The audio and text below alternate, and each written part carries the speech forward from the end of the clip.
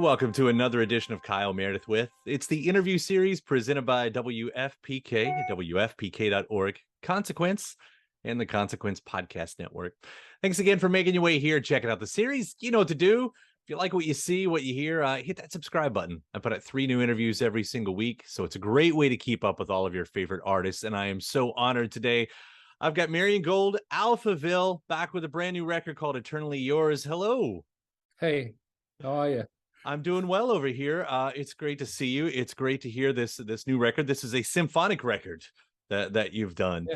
Yeah. And first off, it's just so fun hearing the songs in this kind of nature. What made this project come into existence for you? Well, you described it very well. That was exactly the idea about it, to turn the song into something completely different by not just standing in front of a tapestry of violins, and playing in the old way, but taking the orchestra as the main spectacle of the production. It's just one of the most fantastic devices, and it's very, very complex. And it is like, you're taking the songs and bringing them into a different sphere, into a different universe. And that means that the result, by putting them in that symphonic area just with an orchestra, without the band didn't add not very much, just really a few little things, because we wanted to see what the orchestra and what the orchestra would do with the songs, because we were so curious about the outcome and about the results of it. And it was just a fantastic adventure. And right from the beginning, we thought it would be also great to share it with our fans and our listeners, and that was the main point of the whole enterprise. Yeah. Well, it does give you the, well, I should ask, does it give you the opportunity to take these songs like someplace new? Because one thing, there's putting the orchestra on them, but do you also take that opportunity to say, you know what, we could really transform this in some special ways? Yeah, I mean, it is naturally it's a challenge. Also because the production as such, was a completely different thing. Normally we go as a band in the studio, we think about songs we compose and throwing ideas at each other, and then we just record and play everything. And this time, I mean, there was the orchestra. There were librettists and people who wrote the notations for each and every instrument inside the orchestra. There was the conductor. The whole technical environment is a complete different thing from what we are normally used to, and we were basically, we felt like film directors, and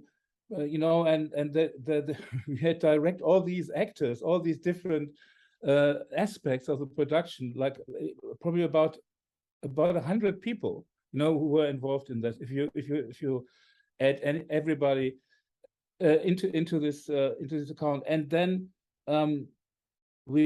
it was also kind of a wishing well.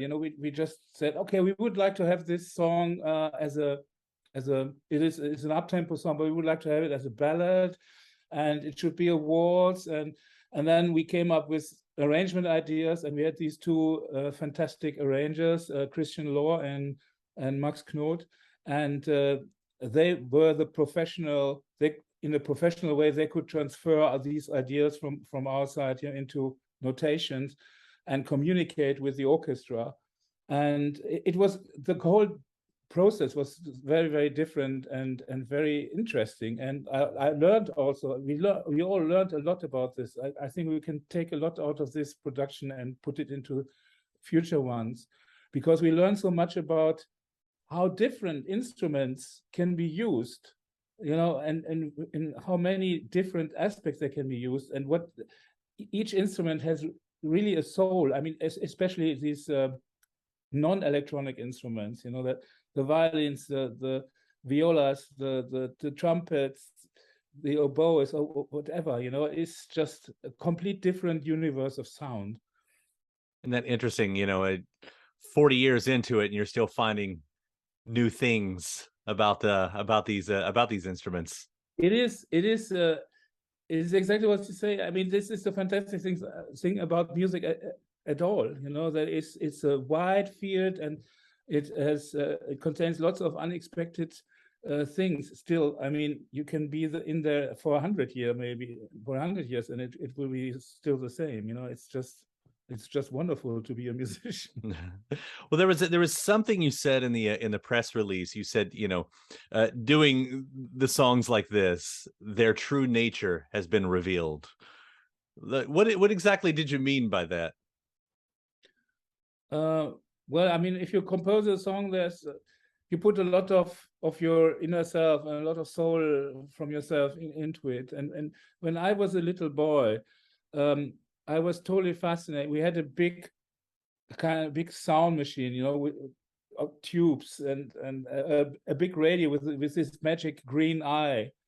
And as a 6-year-old, I was absolutely into this radio thing. It was like a big, huge cask, and you could travel via the wavelengths, you know, to really strange sounds. You know, it had all these sounds, and then suddenly it was blah blah blah blah blah blah, and then suddenly somebody spoke in a different language, in Russian or English or French or whatever. It was absolutely fantastic. That was one thing.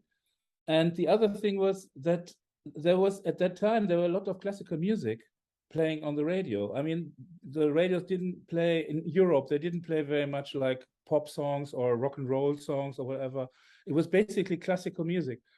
And I was very much into Chopin, and without knowing the name, you know, but I was just listening. And later on, when I was older, you know, I found out, okay, this is Chopin, this is Mozart, and I was completely taken by this wonderful music, and I was so much into it. You know, sometimes I sat in front of the radio and I was crying while listening to Mozart, for instance. You know, and my mother then said, I won't allow you to carry on listening to this music. This is not good music." It was it was a little bit like later on when my father said, "You're not listening to rock and roll music." My mother was, "You're not listening to classical music. It's not good for you."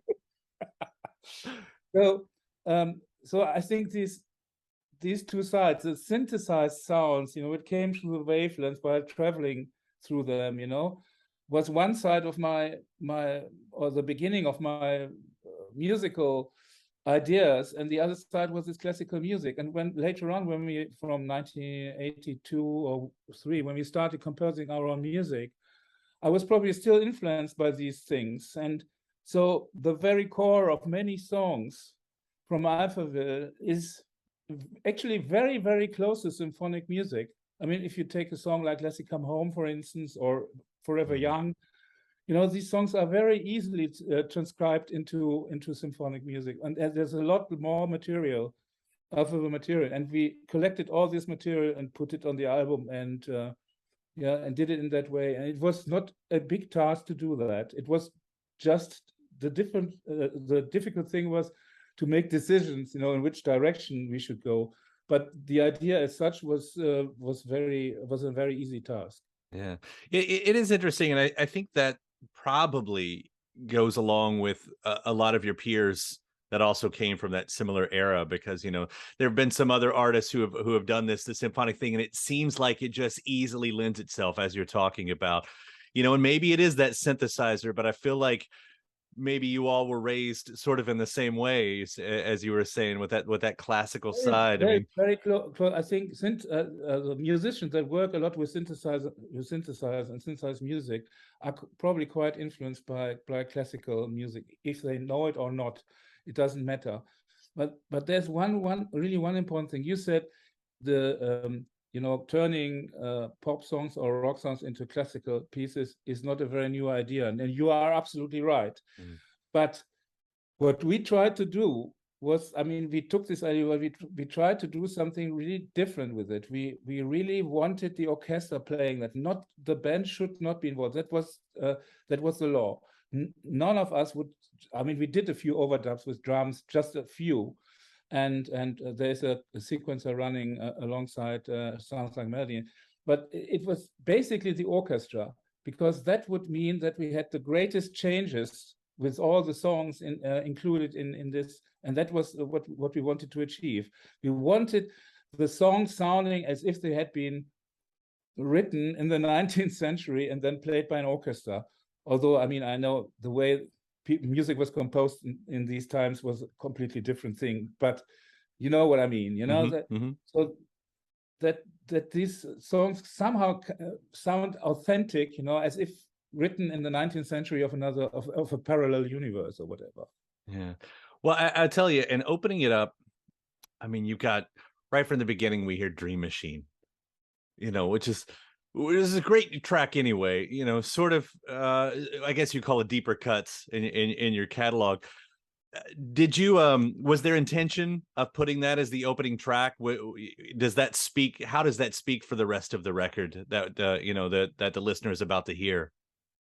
When we put the music together, we were thinking about what kind of red line we could follow, and we thought, okay, we construct the album as if it was a public appearance, you know, in a public, in front of an audience, and then we came up with the idea that this first track would be absolutely perfect, because it comes out of nowhere, you know, it comes out of nowhere, and the idea then was, okay, in the demo version there were like synthesized sounds and noises and all these things. How can we achieve this with an orchestra? We're using all the instruments of the orchestra in a different way, in a way that these instruments were not meant to work. So in the beginning you hear this strange sound, like, and it's all the instrumentalists of the orchestra, they hit their instruments with their bows, you know. So it's just this fluttering kind of strange sound that comes out, and then you suddenly hear the first little sounds coming in. So it's really a great intro, you know, that and Dream Machine is, from its title, you know, it is like a machine that creates dreams, or in one way, you know, turns dreams into reality, you know, and that is, so there's these two ideas were behind the decision that we thought that Dream Machine would be a perfect track as an opener for this project. Yeah, it's so imaginative, the idea of a machine that makes dreams, and that's what I've always loved about your songwriting, is the imagination that goes into, you know, whether it's space exploration. I mean, I know that's sort of played a big part.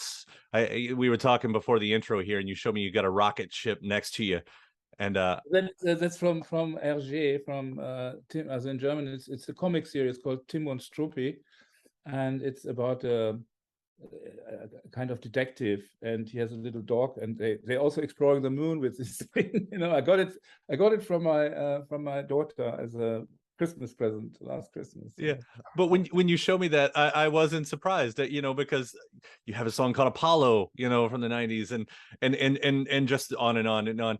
What was it about space that drew you? You know, I'm surrounded by Bowie pictures back here. I'm a big Bowie fan too, so, you know, space was always a big part of his songwriting, right? What was it for you? As a space exploration, or all the ideas about what you read when you science fiction, or science with Ray Bradbury over. We have a comic hero in Germany. His name is Perry Rhodan. You know, I grew up with these comics when I was a little boy, and I was always fascinated in strange things, in bizarre things, and what could be more bizarre, you know, to enter different universes, different planets, different civilizations, where your fantasy would just fly and just could go wherever it desires. You know, it just frees your mind from lots of unnecessary loads when you enter these spaces. And I mean, as long as you can return, you know, not like Major Tom, he doesn't return. But it doesn't turn out well for Tom. That's true. That's you know, but it is, I mean, how you've done it.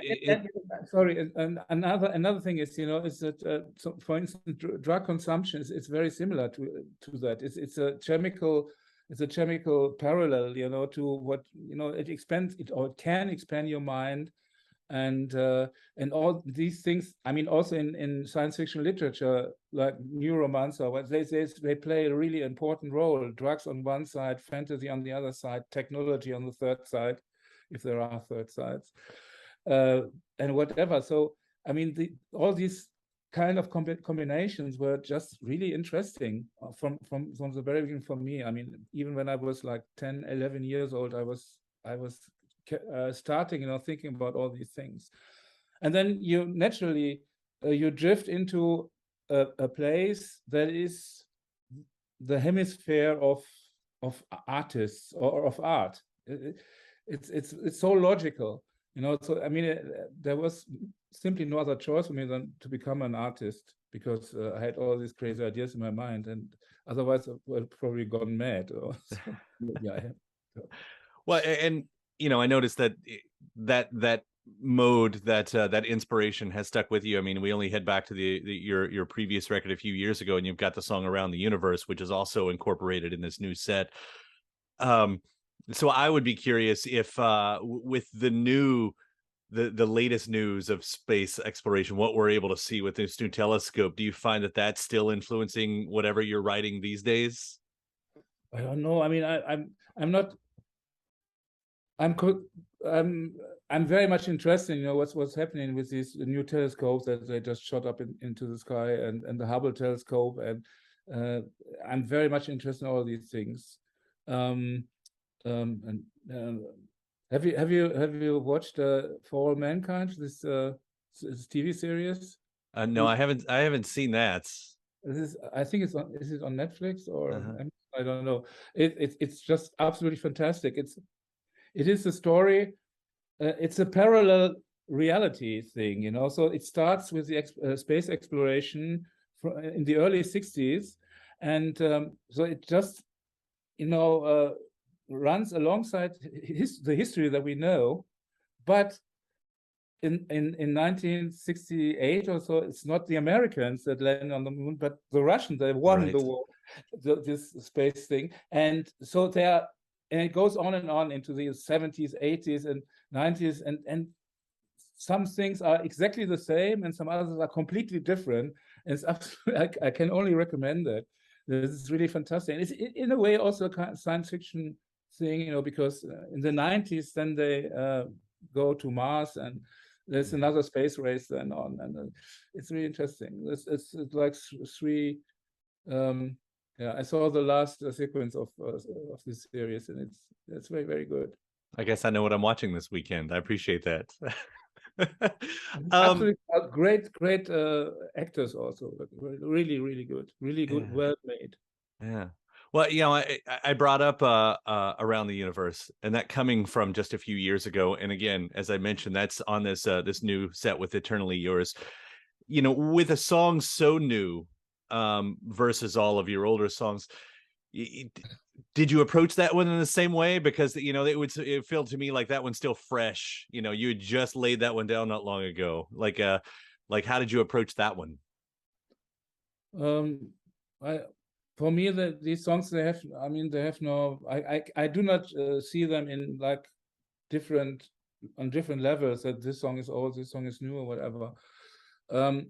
They become very, very present, like when, for instance, when we play them live, you know, then they're all on the same timeline.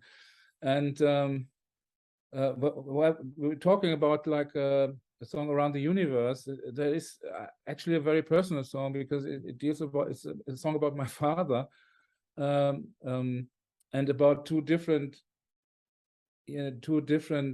persons that both represent myself, you know, me as a young boy and me as an adult.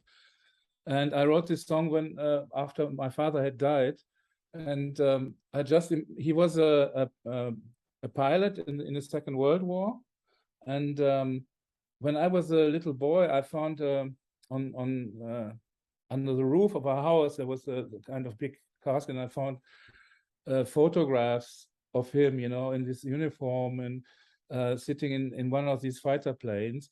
And I was a little boy and tried to ask him about it, he would not talk. I mean, he never talked about the war. When shortly before he died, he told me a few stories about this, but he never talked very much about that. So I had this photograph in my hand, and then when my father died, I remembered this thing, you know, and I wondered, you know, that maybe he's now on another voyage, on another travel, and I mean, he was fighting in the war and came back and created me, you know. Now he's gone forever, and I wondered, you know, is there sometime there is probably somebody who has a photograph of mine in his hands, you know. I wondered who this person would probably be or whatever. And this was what I really put into the lyrics, what I tried to express with the lyrics, without attempting making everybody understand these lyrics. I mean, they were just, for me, words, you know, that I could sing and that would really, in a way, inspire me, you know, while I'm singing. Because when you're singing, you put all these feelings into your voice, and then you tell much more. The story becomes much bigger when you sing it, and you need the right words for that. So so this, yeah, it has to do with the universe and all these things. It has a lot of cosmic aspects, but from a complete, probably different perspective, you know, like people probably might think. It's a beautiful sentiment, though. I mean, just the way you come through on that, and I will say it's beautifully orchestrated. And you know, throughout all that, and I should quickly bring up there is a new song on here too. It's the title track. What can you tell me about that one? Because there's always that, okay, we're going to write a new song. There's going to be something, you know, something to bring you in. Yeah, this is the only new song that we wrote for this album. We thought that we had to write one new song that accomplishes somehow the structure, or that, you know, sets it, you know, that as a kind of, you know, that surrounds the idea of the album, the title track. So we knew that the title of the album would be Eternally Yours, and it was the first time in my life that I wrote a song just starting with the title, not with a line or with a verse, or with no idea. There was just this Eternally Yours, which is like the ending of a love letter or whatever. And that was quite interesting. And I actually was unable to write any lyrics for it. So I'm a great William Shakespeare reader and admirer, and I think he's, yeah, I have no words to describe this guy, so I won't do it. And I read through his sonnets and put some of these lines together to express the situation of an aged artist, which is actually me. And actually, William Shakespeare wrote a lot about aged artists or aged people, and it is a dialogue between the artist and the muse, you know, his muse, which can be anything. It can be an idea, or it can be a woman in flesh and blood, or whatever. It doesn't matter for this song. It's just that the artist, in the end, in this song, with the words of William Shakespeare, says, "I may be old, but I'm not too old that I could not talk, and that I could not talk anymore with my muse. The muse is still there and gives me inspiration, and I can still create things." And this is that is the content that I drew out of the sonnets of William Shakespeare. And I rearranged the verses a little bit, and the result then was the song. And then we had the lyrics, and then the next big step was, okay, and now the music. and that was really interesting, because the other songs, when we wrote the other songs, we were not thinking about symphonic interpretations or whatever. But this song, right from the start, was from its idea, it had to be a symphonic thing. And and that was in a way, it opened the door for us, you know, to get ourselves right into this production. You know, by writing this song, it was like the keyhole, and we turned the key by creating this song, and then went into this production. It's got these movements in it. I mean, it seemed like you all really, I don't know, maybe had a lot of fun kind of figuring out all those puzzle pieces of that one. We threw really lots of ideas at each other, you know. I mean, there are lots of different pieces that represent members from the band, and we're all inside the song. I mean, it's much more than in other songs. In other songs, it's more like that we streamline in a way. We're running in parallel lines, you know, through a production, you know. But with this song, we just collided, you know, from all sides. And you know, as with the track, I mean, called Eternally Yours, and talking about an older artist, is there any intentional callback to a moment like Forever Young? I mean, do you take those moments on this record? Yeah. This Eternally Yours is in a way the answer to Forever Young, if there's any answer possible for this song, because I will never understand what this song finally tells or expresses. You know, it's a complete riddle to me. I mean, I'm talking about Forever Young, because the wonder about this song is that it seems to have an elementary command to any situation in life. I mean, people listening to this song when they on a wedding, on a funeral, on a birthday, on so many contradictory occasions, and to each of these situations, the song has an answer, a kind of command. And I mean, I've written this song together with Bernard and Frank almost 40 years ago, but the people probably think, oh, these guys knew what they were doing no, we didn't know what we were doing when we wrote this song. I mean, for some reason we got everything right for the song, but I mean, I have really no explanation why. I mean, it was not intentional. Some of those songs, they just got that magic dust on them, and that's one of them. That's I feel it too. I feel it too whenever I listen to it, and I do that with a lot of your songs that you've written through the years.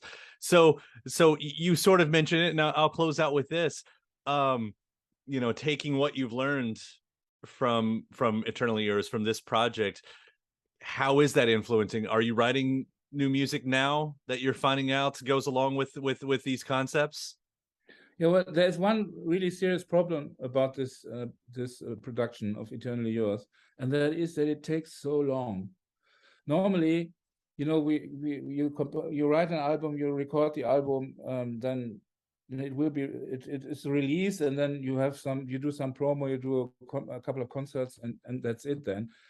So it's basically 1 year, 1.5 years maybe what you need. This production goes on and on. I mean, we started in the middle of 2021, you know, with this, and finished the recording in the beginning of 22, and now the album will be released this month finally.